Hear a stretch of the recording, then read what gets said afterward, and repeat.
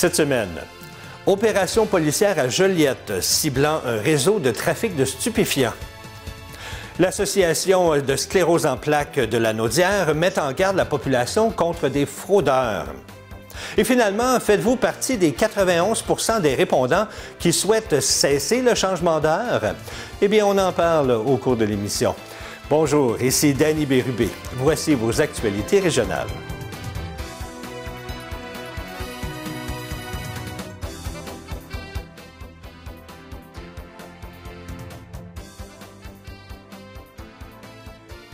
Bonjour à vous. J'espère que vous allez bien. Bienvenue à votre bulletin de la semaine du 10 mars 2025. Une opération policière a été menée la semaine dernière à Joliette, ciblant un réseau de trafic de stupéfiants sur la rue Saint-Pierre-Sud. 2 hommes de 27 et 29 ans et une femme de 36 ans, tous de Joliette, ont été arrêtés sur place pour possession de stupéfiants en vue de trafic et possession de cannabis illicite en vue de la vente. Ils ont été rencontrés par les enquêteurs. Ils pourraient tous faire face à des accusations au palais de justice de Joliette en vertu de la loi régissant certaines drogues et autres substances, ainsi que la loi sur le cannabis. Des perquisitions ont été effectuées dans un duplex de la rue Saint-Pierre-Sud à Joliette et les policiers ont saisi de la cocaïne, 100 grammes de poudre blanche qui sera analysée, des comprimés de médicaments disponibles sous ordonnance, de la psilocybine, communément appelée des champignons magiques, du cannabis, des fioles de stéroïdes, de l'argent et des cartes de crédit prépayées. Cette opération fait suite à une courte enquête et à des informations reçues de la part du public, comme quoi ces individus s'adonnaient toujours au trafic de stupéfiants, malgré une opération identique menée le 18 décembre 2024. Une quinzaine de policiers et un maître chien de la SQ ont participé à la présente opération. L'Association sclérose en plaques de la Naudière met en garde la population envers une organisation qui se présente sous le nom Sclérose en plaques la Naudière. Aucune organisation portant cette dénomination sociale n'existe. L'association invite la population à consulter le registre des entreprises du Québec afin de valider l'identité de toute entreprise ou organisme qui vous approche pour vous demander des dons ou vous offrir des services. Rappelons que l'Association sclérose en plaques de la Naudière est un organisme communautaire autonome qui existe depuis 1986. Il offre ses services sur le territoire lanaudois auprès des personnes ayant reçu un diagnostic de sclérose en plaques ainsi que leurs proches. Le gouvernement du Québec a octroyé la somme de 52 600 $ pour 2 projets culturels de la circonscription de Berthier. Les projets ont été retenus à la suite du dernier appel de projets en appui à l'offre culturelle dans le parcours éducatif. Ce programme soutient des artistes et des organismes culturels professionnels dans le but de développer l'offre d'activités culturelles destinées aux jeunes, de la petite enfance jusqu'au collégial. Il permet également d'enrichir cette offre en dehors des heures de classe pour les élèves du préscolaire, du primaire et du secondaire. Les 2 projets retenus sont le projet Vitrail au CPE 2, soumis par Philippe Bettinger, pour lequel une somme de 2 600 $ a été accordée, ainsi que le projet Atelier littéraire et culture, animé par la Bibliothèque Sylvie Touin en parascolaire, qui a été présenté par la Bibliothèque municipale de Lavaltrie et qui a reçu un financement de 50 000 $. Selon M. Bernard Drainville, le ministre de l'Éducation, eh bien, la culture joue un rôle important dans la réussite éducative de nos jeunes. Elle stimule leur curiosité, développe leur pensée critique et nourrit leur créativité. En intégrant les arts et la culture dans leur parcours, eh bien, nous leur offrons des outils précieux pour développer leur potentiel et relever les défis de demain. Selon Mme Caroline Proulx, députée de Berthier, qui a confirmé ce montant de 52 600 $, elle se dit fière de voir ces initiatives enrichir le parcours éducatif de nos jeunes dans la circonscription de Berthier. Offrir un accès à la culture dès la plus jeune âge, eh bien, c'est éveiller la curiosité, renforcer l'appartenance à notre identité québécoise et inspirer la prochaine génération. À l'échelle nationale, eh bien, plus de 2,3 millions ont été octroyés à 109 projets culturels dans le parcours éducatif. Ce sont plus de 30 000 jeunes qui en bénéficieront dans toutes les régions du Québec. C'est en fin de semaine dernière qu'on est revenu à l'heure avancée. On a peut-être perdu 1 heure de sommeil, mais on gagne 1 heure de plus d'ensoleillement. Alors, je vous pose la question. Êtes-vous parmi les 91 % qui souhaitent cesser le changement d'heure? Eh bien, le ministre de la Justice et procureur général du Québec, M. Simon Jolin-Barrette, a profité de l'occasion pour annoncer samedi dernier les résultats de la consultation publique menée à ce sujet l'automne dernier.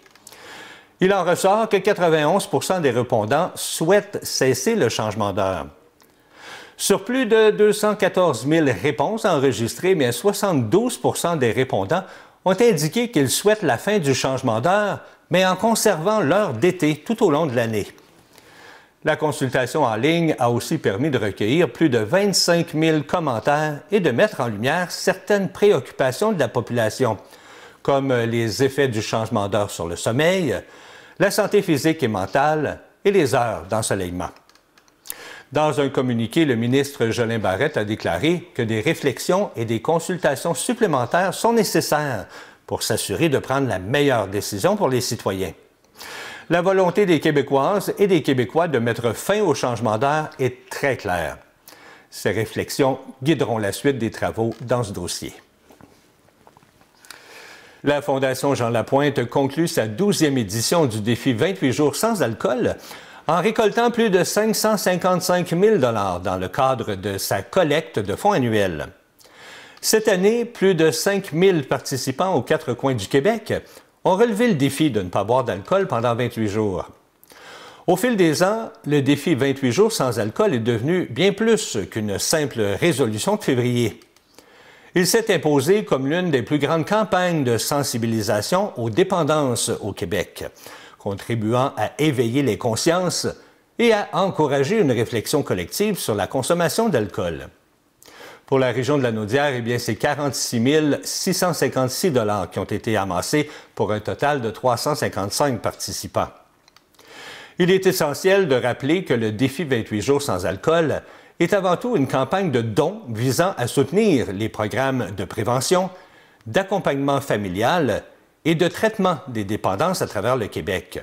Des programmes qui sont offerts par la Maison Jean Lapointe. Au-delà du traitement, eh bien, la Maison Jean Lapointe est un acteur majeur dans la sensibilisation aux risques liés à la consommation auprès des jeunes. Depuis 20 ans, c'est plus d'1 million d'élèves du secondaire qui ont été sensibilisés par l'un des ateliers offerts par la Maison Jean Lapointe. Alors que ces multiples demandes semblent être tombées dans l'oubli, eh bien, la municipalité de Saint-Côme sollicite l'aide de la population pour qu'ils contactent le 511 dans le but de signaler les troubles présents sur plusieurs routes. Dans une publication publiée sur les réseaux sociaux, bien, la municipalité indique que la rue principale, soit la route 347 et 343, sont parsemées de trous, mais que ces artères relèvent du ministère des Transports. Avec cette démonstration, bien, Saint-Côme espère faire changer les choses. Même chose pour Saint-Félix-de-Valois, qui a également demandé à ses citoyens d'appeler le 511 s'ils constatent des problèmes d'intégrité de la chaussée pour les routes 131, 345 et 348, ou encore sur le chemin Saint-Gabriel ou sur le chemin Barrette. La tournée des municipalités se poursuit. Cette semaine, j'étais du côté de Saint-Damien pour rencontrer le maire, M. Pierre Charbonneau. Il était accompagné de certains de ses conseillers. Voici ce qu'ils avaient à dire concernant leur réalisation de l'an passé et les futurs projets de 2025. Donc, nos réalisations en 2024 se réfèrent à la politique environnementale. Donc, on s'occupe beaucoup de notre politique en environnement depuis, de l'environnement depuis le début des années de notre mandat, donc depuis 2021. Et on a finalement abouti avec la réalisation d'une politique en 2024. Ce qu'on a fait aussi en 2024, c'est consolider le service incendie. Donc, ce qui est arrivé, c'est qu'on a eu des graves problèmes au niveau du personnel, au niveau service incendie. En 2024, procéder au remplacement de tous les équipements et véhicules ayant atteint leur durée de vie utile, mais ça le dit par lui-même. Donc, depuis 2023, on a commencé à regarder notre budget, à regarder ce qu'on a besoin au niveau des infrastructures routières et tout ce qui s'ensuit, et au niveau de nos véhicules. Puis on s'est rendu compte que, malheureusement, on avait beaucoup de véhicules au-delà de 10 ans d'ancienneté. Donc, on commence à s'occuper de ça tranquillement, pas vite. Pour les réalisations, on a aussi rénové tout le terrain de tennis. On a installé un nouveau terrain de pickleball, un nouveau projet donc, qui est très, très apprécié par les citoyens. Donc, on y va avec les projets 2025, mais il y a la coop santé du Grand Brandon, pour laquelle c'était une réalisation 2024, mais ça a été en place depuis 2022, dans le sens qu'on participe 7 municipalités au projet de la coop du Grand Brandon. Donc, c'est une réalisation qui continue jusqu'en 2027. Donc, c'est pour ça que je parle de projet 2025 à ce niveau-là. Il y a présentement, au niveau du service d'incendie, une revue complète au niveau de la sécurité civile. Donc, les plans de mesures d'urgence sont à revoir. Et pour ce faire, on a mis en place un nouveau programme pour l'appel de mesures de masse. Oui, alerte de masse. Alerte de masse. Effectivement, pour être en mesure de communiquer très rapidement avec l'ensemble de nos citoyens, effectivement. Si je continue à ce moment-là, au niveau de la sécurité de la traverse du chemin Montauban, ça, c'est une plainte qui dure avec le ministère des Transports du Québec depuis 10 ans et qui devrait se finaliser dans nos projets 2025. Pour situer les gens, cette traverse-là se situe, elle relie en fait le village au parc des loisirs en haut, qui est l'autre bord de la route principale, la route gouvernementale, la 347. Mais c'est là qu'on a le baseball, le pickleball, la patinoire, etc. En fait, tous les loisirs sont au nord. Donc, c'est important de sécuriser cette traverse-là pour nos jeunes. Merci. Je vais vous laisser de la place, madame, pour la politique MADA. Ah, d'accord. Alors, lorsque nous avons été élus en 2021, nous avons mis sur pied la politique MADA. Dans les réalisations qu'on a fait d'ailleurs en 24, on a nos portes électriques à présent, donc pour faciliter l'entrée aux édifices municipaux pour les personnes aînées. Donc, ça, c'était une réalisation de MADA. Et cette année, on fait la refonte de MADA. Donc, on va aller chercher la collaboration de citoyens ainsi que de Cadeau, qui est notre centre pour personnes âgées. Donc, d'activités pour les personnes âgées, aînées, devrais-je dire. Et puis, ça devrait se faire au courant de l'année pour avoir un nouveau programme de mise sur pied pour MADA. Quand on parle de développer le récréo touristique, Saint-Damien est bien situé pour ça. Donc, on a pensé à un sentier pôle plein air dans le secteur du Cric à David, mais plus précisément dans le chemin du lac Pauvre. Donc, ça va être un sentier pédestre qui va avoir quand même plusieurs kilomètres, qui va être installé à cet endroit-là, qui va permettre de relier le chemin du lac Pauvre au chemin de la nature. Et à partir du chemin de la nature, mais à partir de là, il y a encore plusieurs possibilités.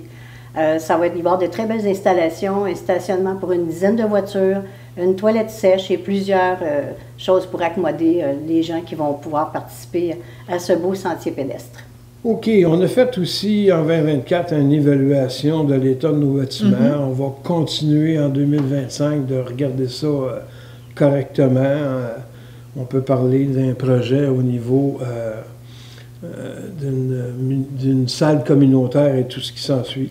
Il y a beaucoup de choses en regard de tout ça qui se fait présentement. Au niveau de l'évaluation des états infrastructures routières, on a un gros projet au niveau du chemin Beaulieu, qui est très, très coûteux, qui malheureusement a été refusé au niveau du PAVL.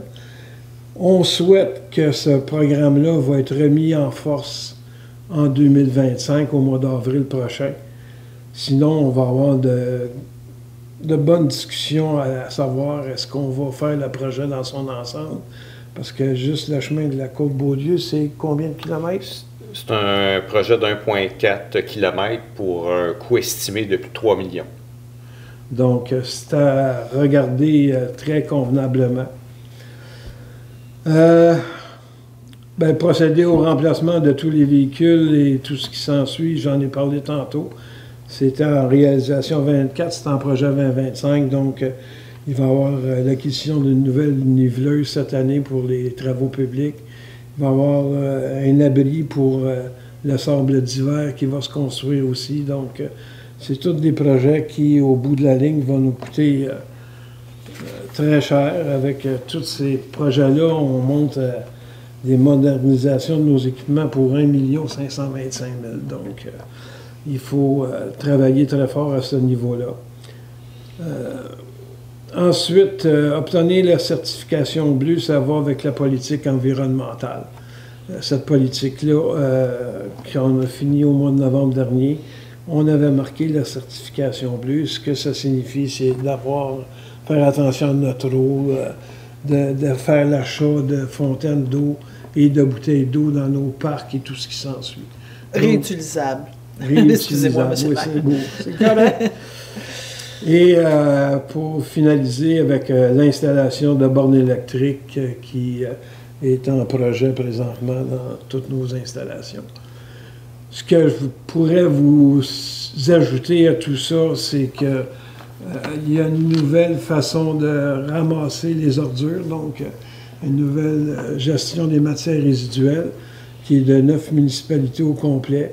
On en fait partie à la MRC avec 9 autres municipalités. Donc, cette année, depuis le 1er janvier, c'est la MRC qui est en charge de ramasser les ordures, le recyclage, ainsi qu'à venir durant l'année, Saint-Damien va avoir les bacs bruns pour le compostage.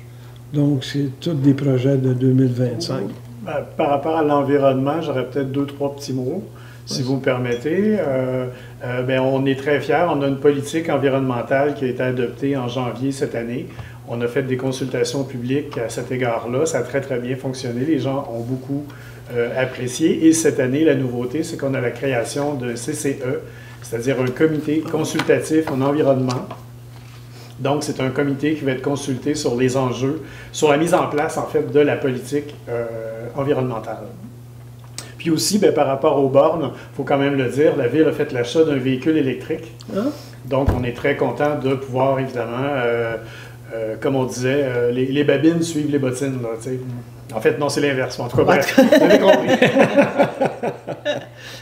Merci beaucoup de cet ajout. J'avais complètement oublié le véhicule électrique. Je pense qu'on a fait le tour. Merci beaucoup, M. Bérubé, de votre écoute. Et à la prochaine. La nouvelle résidence à Notre-Dame-de-Lourdes pour personnes âgées, qui se nomme À l'ombre du clocher, ouvrira ses portes le 1er juillet prochain. Cet établissement sera géré sous la forme d'un OBNL et offrira 16 logements, soit des 3,5 ou des 4,5 pour les aînés de 65 ans et plus autonomes ou en légère perte d'autonomie. Il s'agit de logements abordables pour la population de Lourdes et du Grand Joliette. Aussi, 8 des unités 3,5 sont subventionnées par le programme de supplément au loyer. Une demande de subvention pour 4 autres 3,5 a été faite auprès de la municipalité et selon la présidente de l'organisme, Mme Carole Paradis, bien, ce serait certain à 90 % que la demande soit acceptée. Mme Paradis ajoute que parmi les 16 logements disponibles, 11 sont encore à louer, mais que des entrevues sont présentement en cours. Cette nouvelle maison verra le jour grâce au programme Accès Logis Québec de la SHQ et au programme de financement initial de la Société canadienne d'hypothèques et de logement, ainsi que de l'initiative de création rapide de logements. Le 5 avril prochain, un spectacle exceptionnel vous attend du côté de la municipalité de Saint-Jacques. C'est un spectacle de variété mettant en lumière le talent des artistes autistes de Lanaudière. Un événement unique célébrant la diversité et le talent sous toutes ses formes. Organisé par la Société de l'autisme Région Lanaudière, eh bien, cet événement vise à offrir aux artistes autistes une façon d'exprimer leur créativité à travers la musique, la danse, l'humour et le théâtre. Pour nous parler de ce spectacle de variété, eh bien, j'ai rencontré Mme Guylaine Dubois, adjointe administrative de la Société de l'autisme Région Lanaudière, à leur maison de Notre-Dame-des-Prairies. Madame Dubois, oui. Un énorme spectacle s'en vient pour vous bientôt le 5 avril Absolument. 2025 pour la Maison de l'autisme. Absolument. Parlez-nous de ce spectacle-là un petit peu. OK. Alors, le spectacle de variété, il existe depuis 5 ou 6 ans. Je n'ai pas le compte exact. On a fait une petite pause là, durant la pandémie, Ben, effectivement. oui, la fameuse pandémie. Évidemment. Mais on recommence cette année en force. On est bien contents. En fait, le spectacle de variété, c'est qu'on invite les personnes qui ont un diagnostic d'autisme à venir à se produire à notre spectacle. En fait, tous les artistes de ce spectacle-là, c'est des personnes qui ont un diagnostic. Alors, c'est ça qui est formidable parce que ces personnes-là ont probablement pas l'opportunité de faire ce genre de spectacle-là. Alors, ce qui fait que c'est très valorisant pour eux autres.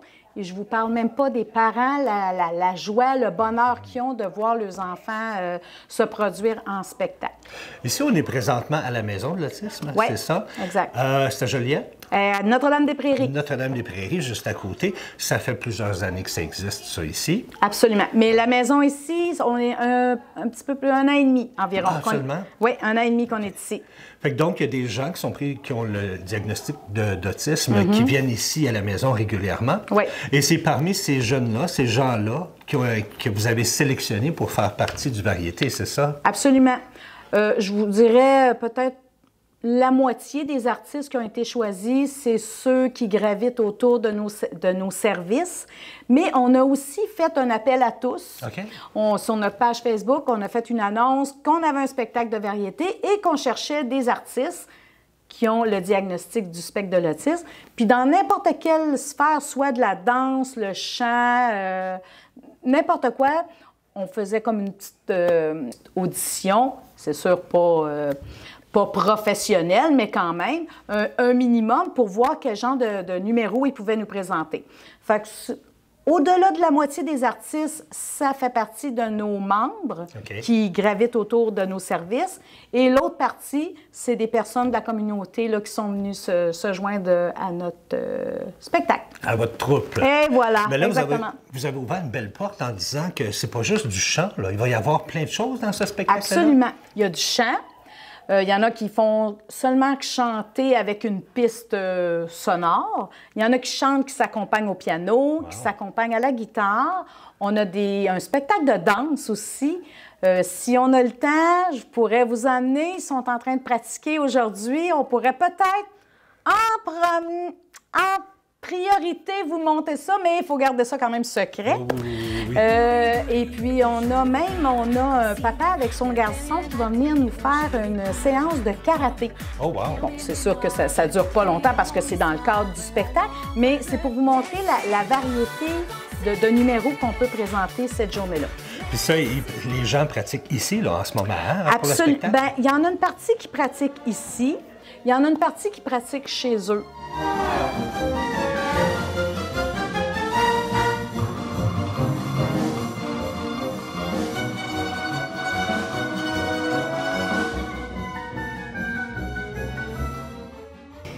Isabelle, qui est intervenante ici à la Maison de l'autisme et qui a aidé à préparer ce spectacle-là, comment est-ce qu'on se sent quand on voit ces beaux jeunes-là qui travaillent très, très fort?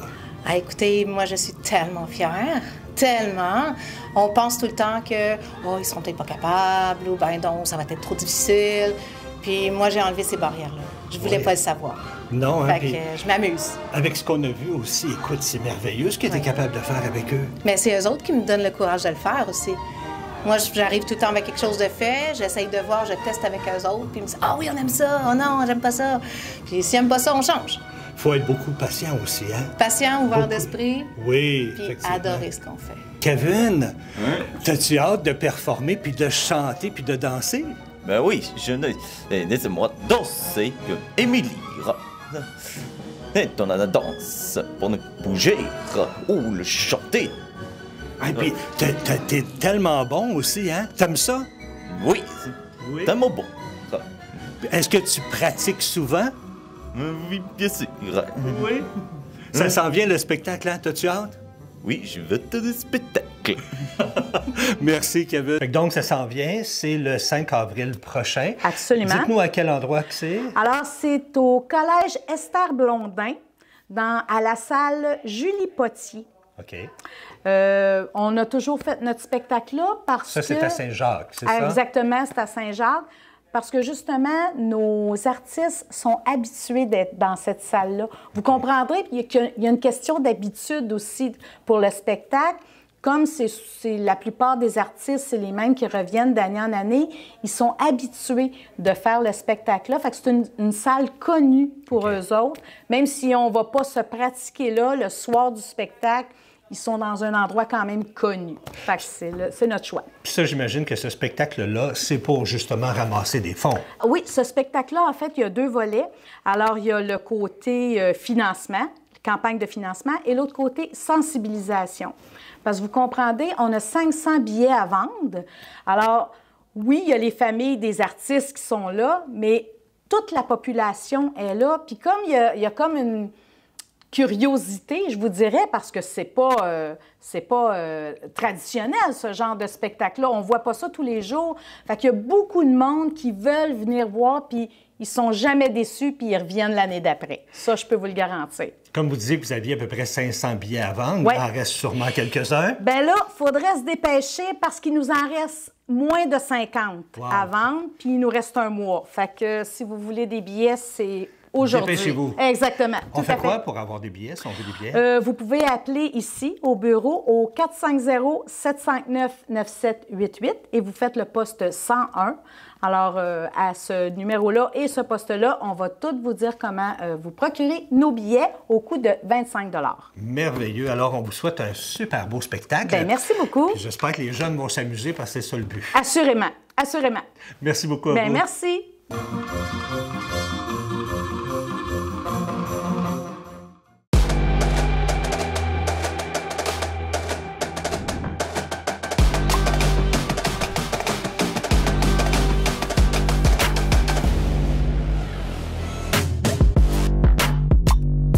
Les Loups ont entamé leur première partie des séries samedi de la semaine dernière contre les HC Crédit Oui au Centre sportif régional des Copains à Sainte-Martine. Ils ont gagné la partie 7-4. Mais ils n'ont pas été aussi chanceux le lendemain à l'Arena Family Prix de Saint-Gabriel car ils ont perdu 6-1 contre les HC Crédit Oui. Le seul but des Loups a été marqué par le numéro 63, Samy Hudon-Rousseau, en première période. Les prochaines parties des Loups auront lieu le samedi 15 mars à Sainte-Martine et le dimanche 16 mars à l'Arena Family Prix, toujours contre les HC Crédit Oui. Voilà, c'est ce qui complète vos actualités régionales. Si vous avez été témoin d'une nouvelle, alors faites-nous le savoir en nous écrivant ici à CTBS TV. Cette semaine, ne manquez pas la série d'émissions Le couloir des élus. Je vous amène avec moi en voyage, un voyage très, très lointain, parce qu'on parle de la vie après la mort. J'ai pour vous des entrevues assez particulières. La première émission est diffusée tous les jours cette semaine à 15h et à 21h. C'était Danny Bérubé pour vos actualités régionales. Je vous souhaite une agréable fin de journée.